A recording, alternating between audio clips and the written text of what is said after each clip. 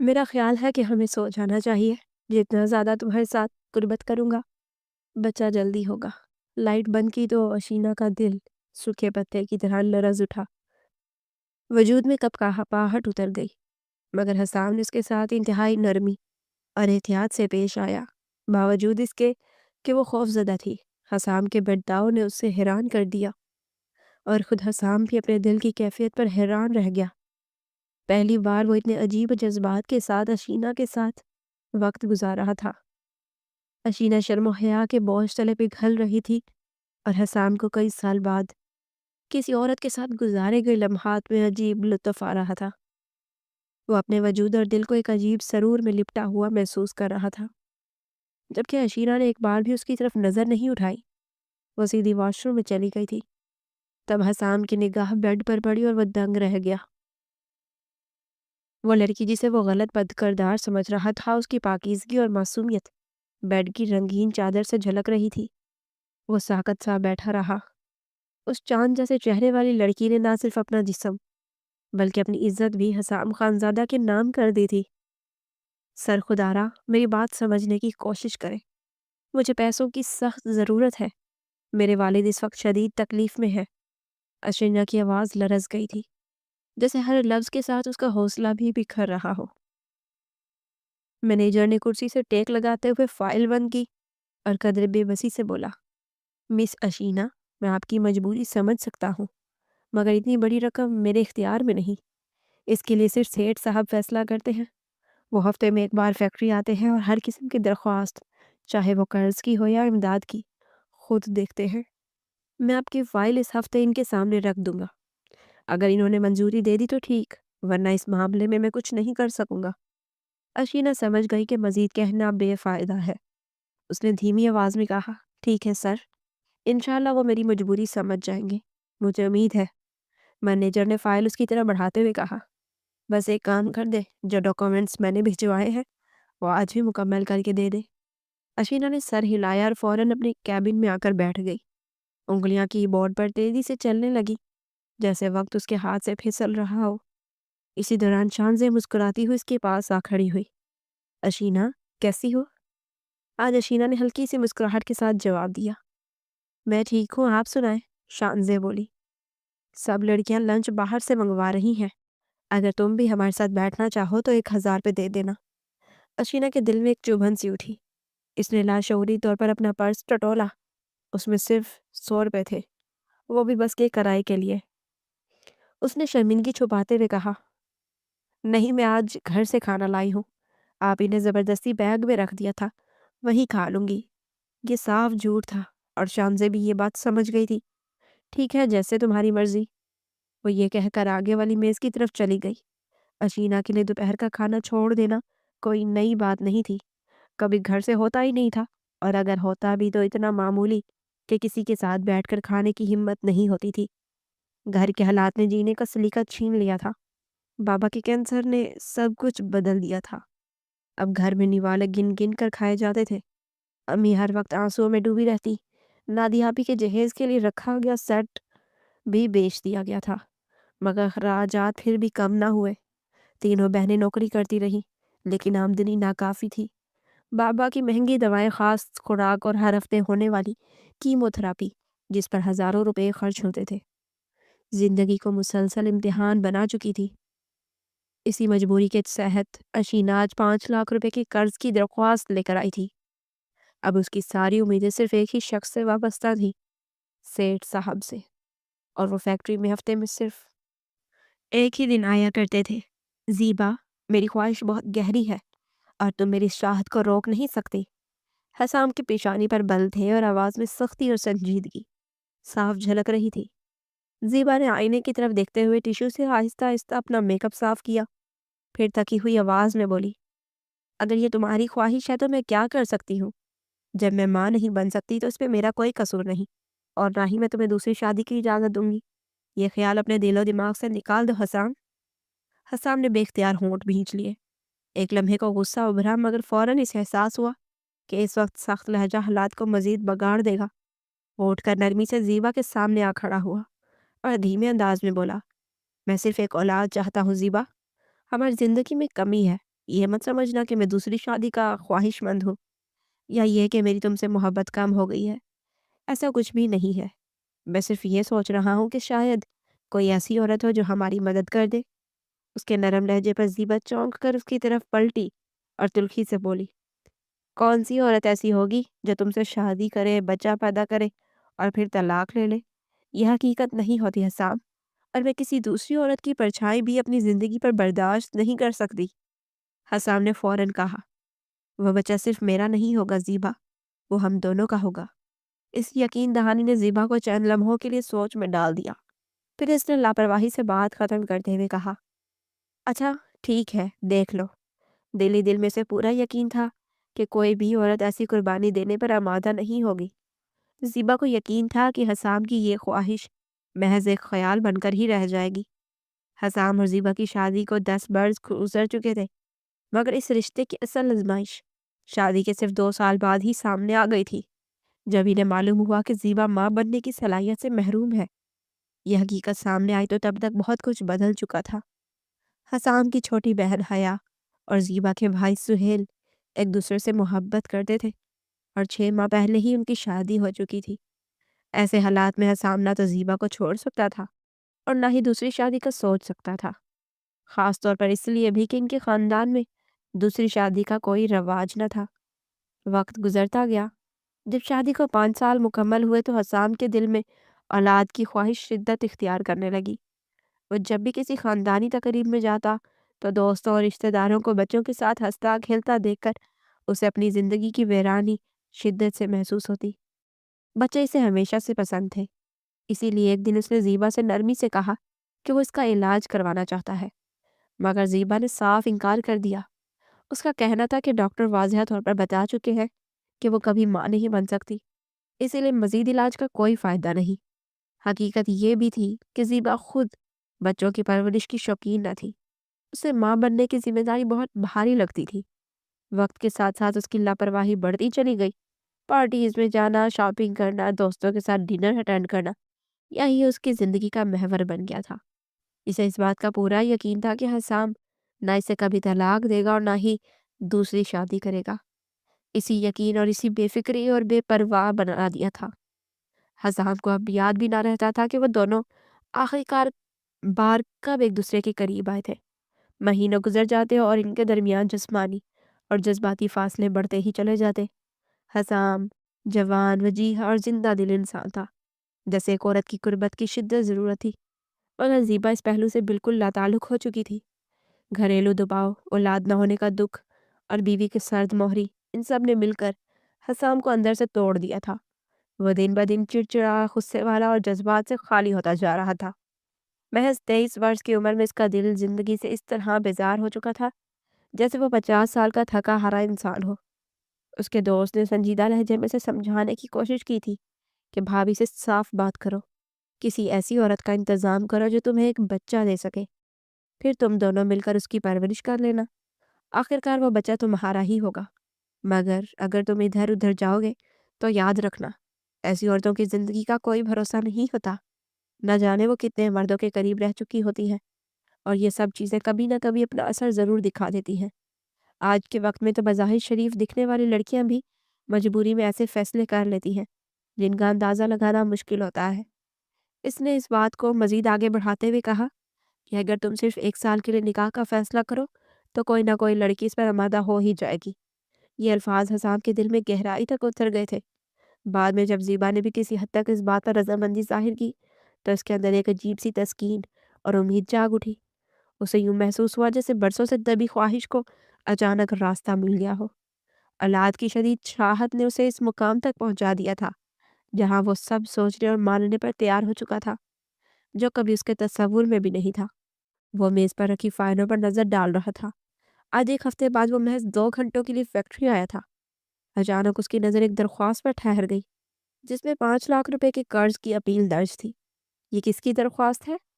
اس نے غیر ارادی طور پر پوچھ لیا۔ مینیجر نے فوراً وضاحت دی، سر یہ مس اشینا اقبال کی اپلیکیشن ہے۔ ان کے والد کینسر کے مریض ہیں اور ان کی حالت بہت خراب ہے۔ بیچاری غریب گھرانے سے تعلق رکھتی ہے اور کہہ رہی ہے کہ اپنی تنخواہ سے ہر ماہ رقم کٹوا کر لون ادا کریں گی۔ وہ 10-12 مرتبہ مجھ سے درخواست کر چکی ہے کہ میں آپ سے بات کرواؤں۔ حسام چند لمحے سوچنے پہ پڑ گیا، پھر بولا ایسا تو نہیں کہ وہ بحث قرض لینے کا بہانہ بنا رہی ہو؟ مینیجر نے فوراً یقین دلایا، سر مجھے بالکل بھی نہیں لگتا کہ وہ جھوٹ بول رہی ہے، ان کے حلیے سے ہی اندازہ ہو جاتا ہے کہ وہ واقعی شدید ضرورت مند ہے۔ حسام نے ایک لمحہ توقف کے بعد کہا، اچھا ٹھیک ہے، اسے بلا لیں۔ مینیجر فوراً اشینہ کو بلانے چلا گیا۔ دوسری طرف اشینہ صبح سے دعاؤں میں لگی ہوئی تھی، جب سے اسے معلوم ہوا تھا کہ آج سیٹھ صاحب فیکٹری آنے والے ہیں۔ چلے مس اشینہ، آج کا دن آپ کے لیے خوش قسمت ثابت ہو سکتا ہے، سیٹھ صاحب آپ کو اپنے آفس میں بلا رہے ہیں۔ یہ سن کر اس کے دل میں خوشی کی لہر دوڑی تھی، مگر ساتھ ہی ایک انجانی سی شرمندگی نے اسے گھیر لیا۔ کسی کے سامنے ہاتھ پھیلانا آسان نہیں ہوتا۔ گھبرائے ہوئے سرخ چہرے اور جھجکتے قدموں کے ساتھ وہ کمرے میں داخل ہوئی۔ حسام موبائل پر آیا ہوا تھا، پیغام دیکھ رہا تھا، مگر سامنے کھڑی اس لڑکی پر نظر پڑتے ہی وہ چونک سا گیا۔ وہ بے حد حسین تھی۔ اس نے دھیمے لہجے میں سلام کیا اور خاموشی سے کھڑی انگلیاں آپس میں مروڑنے لگی۔ حسام کی نظر اس کے سادہ اور بار بار دھلے ہوئے کپڑوں پر گئی۔ پاؤں میں عام سی چپل تھی اور چہرہ کسی بھی بناوٹ سے خالی تھا، مگر اس معصومیت میں ایک عجیب کشش تھی جو بے ساختہ اس کے چہرے سے جھلک رہی تھی۔ آپ ہی نے لون کی درخواست دی ہے؟ اس نے رسمی انداز میں سوال کیا، حالانکہ اس کا ذہن کچھ اور ہی سوچ رہا تھا اور زبان سے نکلنے الفاظ والے کچھ اور تھے۔ جی سر، مجھے واقعی پیسوں کی بہت ضرورت ہے، میں 1-1 روپیہ واپس کر دوں گی، مگر اس وقت گھر کے حالات بالکل ٹھیک نہیں ہیں۔ میرے والد کینسر کے مریض ہیں اور ہر ہفتے ان کے علاج پر بھاری رقم خرچ ہو جاتی ہے، وہ بہت تکلیف میں ہے۔ اشینہ کی آواز بھرا گئی تھی، وہ بے اختیار ایک کے بعد ایک بات کہتی چلی جا رہی تھی، جیسے دل کا بوجھ لفظوں میں ڈھال رہی ہو۔ حسام نے خاموشی سے اس کی بات سنی، پھر سنجیدہ لہجے میں بولا، ٹھیک ہے، تم اپنے والد کے علاج کے لیے پیسے مل جائیں گے، کل شام 5 بجے آفس آ جانا۔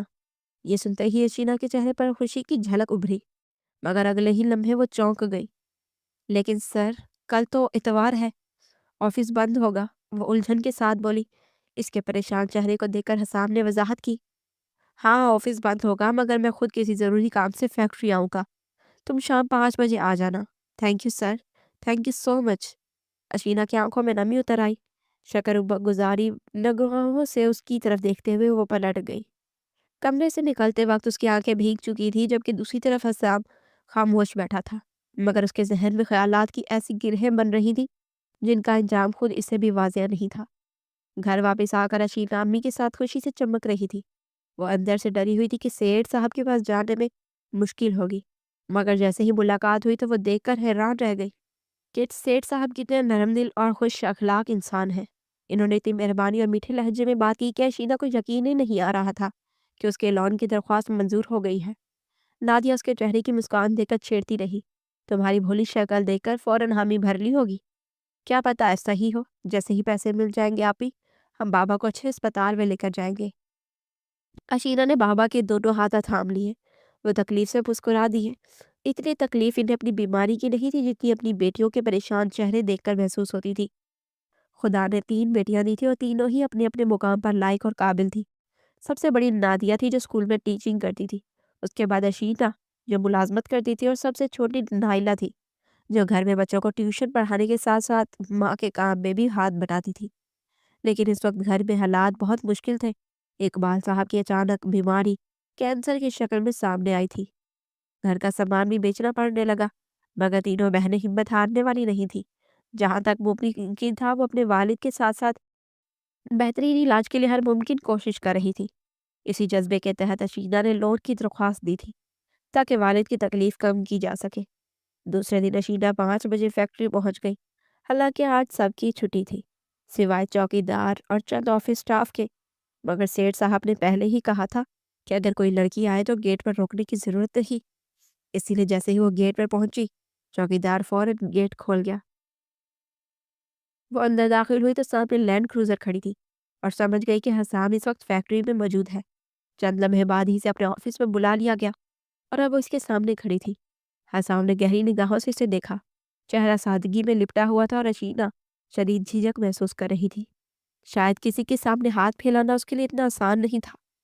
اس کی پاکیزگی اور معصومیت کا حسین امتزاج حسام کے لیے نئی چیز تھی۔ آپ کو 5 لاکھ روپے کی ضرورت ہے، حسام نے ٹھہر ٹھہر کر کہا۔ अशीना उंगलियां चटखाते हुए बोली, जी सर, मैं ये पैसे अपनी तनख्वाह से हर महीने कटवाती रहूंगी, कभी शिकायत का मौका नहीं दूंगी। हसाम ने कहा, ठीक है मिस अशीना, आपको लोन मिल जाएगा, 5 लाख का नहीं बल्कि 20 लाख रुपए। लेकिन इसके लिए आपको एक काम करना होगा। लिशबा की अशीना की आंखें फट पड़ी। इतनी बड़ी रकम वाकई उसके लिए ज़रूरी थी, क्योंकि इसके वालिद का इलाज करवाना बहुत ज़रूरी था, वरना कैंसर जैसे मौलिक मर्ज से छुटकारा पाना मुश्किल हो जाता। जल्दी से उसने कहा, सर मुझे पैसों की बहुत ज़रूरत है, जो भी कहेंगे मैं करने के लिए तैयार हूँ।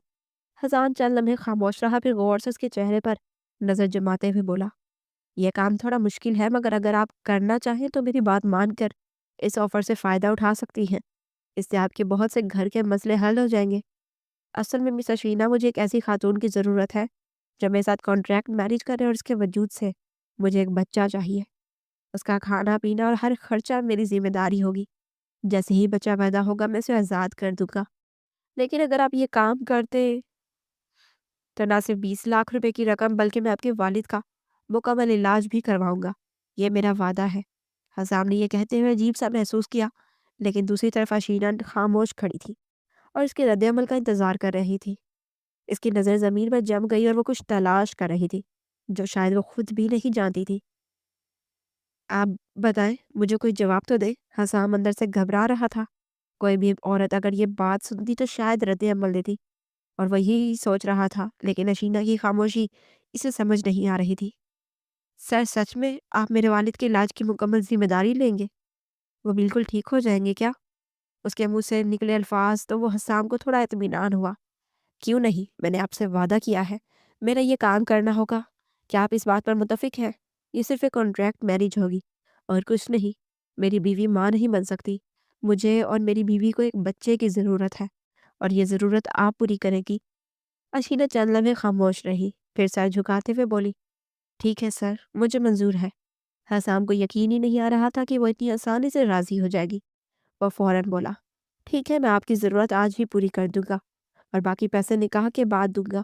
जब तक आपके वालिद का इलाज चलता रहेगा, उनके सारे खर्च की जिम्मेदारी मेरी है। अशीना ने एक बहुत बड़ा फैसला किया था, वो भी ज़्यादा सोचे समझे बगैर। लेकिन अगर इसके करने से घर की परेशानियां ख़त्म होंगी तो उसे मंजूर था। हसाम इसे फ़ौरन अपने साथ आने का कहने लगा। वो एक बड़ी रकम उससे निकलवा कर देने वाला था। उसकी इतनी बड़ी ख्वाहिश जो अब पूरी होने वाली थी। मैंने तुम्हें बताया था, तुम्हारी बात पर अमल करके देख लिया। मैं सोच रहा था कि जिस लड़की से ये बात करूंगा वो मुझे झिड़केगी और नाराज़ हो जाएगी, लेकिन वो हैरत अंगेज तौर पर फ़ौरन मान गई। शाम को वो अपने करीबी दोस्त अम्मी इसके पास बैठा था। अम्मी इसने हंसते हुए कहा, अच्छा, वो इतनी आसानी से मान गई तो यकीनन कोई गैर संजीदा लड़की हुई। ऐसे कामों में उनके लिए कोई मुश्किल नहीं होती। इस पर वह थोड़ी देर के लिए सोच में पड़ गया, मगर लड़की का चेहरा उसके शक व शुबा को ख़त्म कर रहा था। वो बिल्कुल भी ख़राब किरदार की नहीं लगती थी, बल्कि उसके चेहरे पर मासूमियत और पाकीज़गी की एक ऐसी झलक थी जो उसके सादा दिल और ईमानदार किरदार की गवाही दे रही थी। क्या वाकई वो लड़की इतनी आसानी से मेरी बात मान गई? ये सोच उसे बेचैन कर गई। 3 दिन बाद वो अशीना के साथ कॉन्ट्रैक्ट मैरिज करने वाला था, और हर लम्हा उसके जहन में हैरत और इस तरह की एक अजीब सी मिली जुली कैफियत थी। अशीना ने जैसे ही हिसाम खानजादा के दिए हुए पैसे अबीरा को थमा दिए, वो हैरत में रह गई। इतने सारे पैसे कहाँ से आए तुम्हारे पास?